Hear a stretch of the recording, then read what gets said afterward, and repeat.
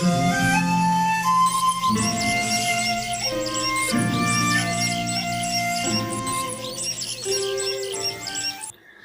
The lord.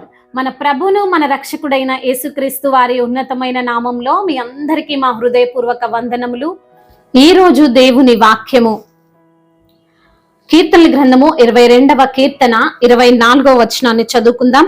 ఆయన బాధపడువాని బాధను తృణీకరింపలేదు, దాన్ని చూచి ఆయన అసహ్యపడలేదు, అతనికి తన ముఖమును దాచలేదు.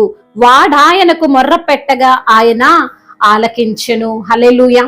దేవాతి దేవుడు మన మొరలను ఆలకించేవాడు, మన ప్రార్థనలకు చెవియొగ్గేవాడు. ఖచ్చితంగా మనము పెడుతున్నటువంటి మొర దేవుని యొక్క చెవిలో జొచ్చి మనకు సమాధానాన్ని అనుగ్రహిస్తుంది. మనము ప్రార్థన చేస్తే వినేటువంటి దేవుడు, మనకు వెంటనే సహాయమును పంపేటువంటి దేవుణ్ణి మనం కలిగి ఉన్నాం. అందును బట్టి దేవునికే మహిమ కలుగును గాక. ఆయన ఏం చేస్తాడంటే, ఈ రోజున నువ్వు పడుతున్నటువంటి బాధను చూసి, నీ కష్టాన్ని చూసి, నీకున్న వేదనను చూసి, నువ్వున్న పరిస్థితిని చూసి ఆయన నిన్ను తృణీకరించడం లేదు. నువ్వు పాపం చేశావు కదా, అందుకే నీకు ఈ యొక్క గతి పట్టింది. నువ్వు పాపం చేశావు కదా, అందుకే నువ్వు ఈ శ్రమను అనుభవిస్తున్నావు, అందుకే నువ్వు ఈ బాధను అనుభవిస్తున్నావని దేవుడు ఎప్పుడు కూడా మనల్ని తృణీకరించడు. హల్లెలూయా.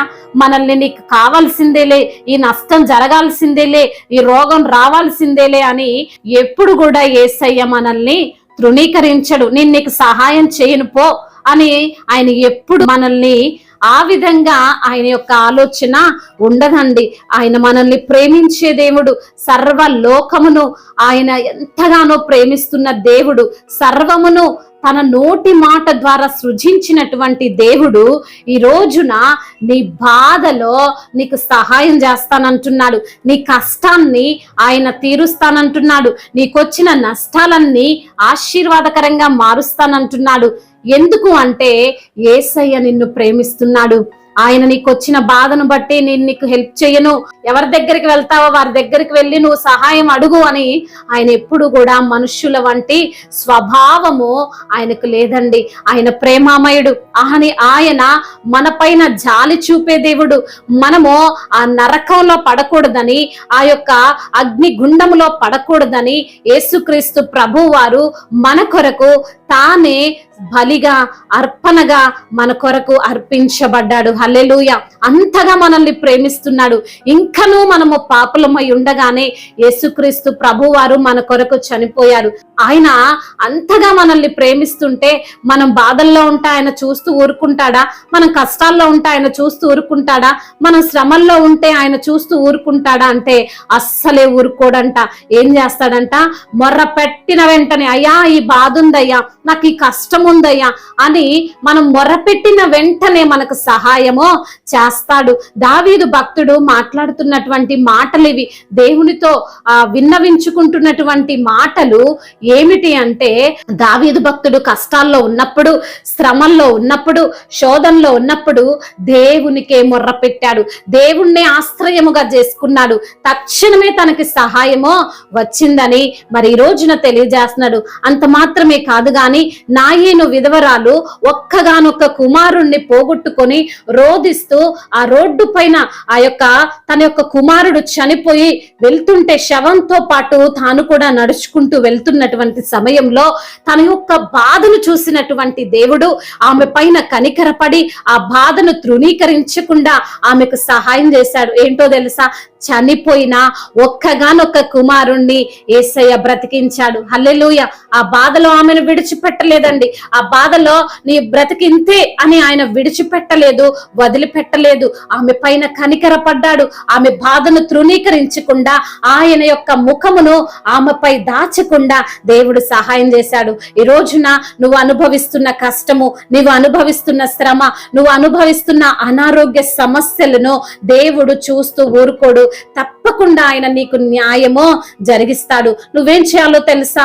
మనము ఆయనకు మొర్ర పెట్టాలి. మనం ఏం చేయాలి అంటే ఆయనకు మొర్ర పెట్టాలి. బాధల్లో గుర్తు రావాల్సింది దేవుడు.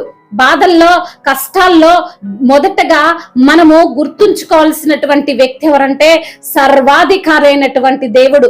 ఆయనకు సాధ్యము కానిది, ఆయనకు అసాధ్యమైనది ఏది కూడా లేదని మనం జ్ఞాపకం ఉంచుకొని దేవునికి మొర్రపెట్టే వారముగా, దేవునికి మొదటగా మనం ప్రయారిటీ ఇస్తే దేవుడు తప్పకుండా సహాయం చేస్తాడని నమ్మి ఆయనకు మొరపెడితే మన బాధను నెమ్మదిగా మారుస్తాడు, మన బాధను తీసివేసి సంతోషాన్ని మనకిస్తాడు. మరి అంతగా దేవుడు మనల్ని ప్రేమిస్తున్నాడని మనం ఎప్పుడు కూడా మర్చిపోకూడదు.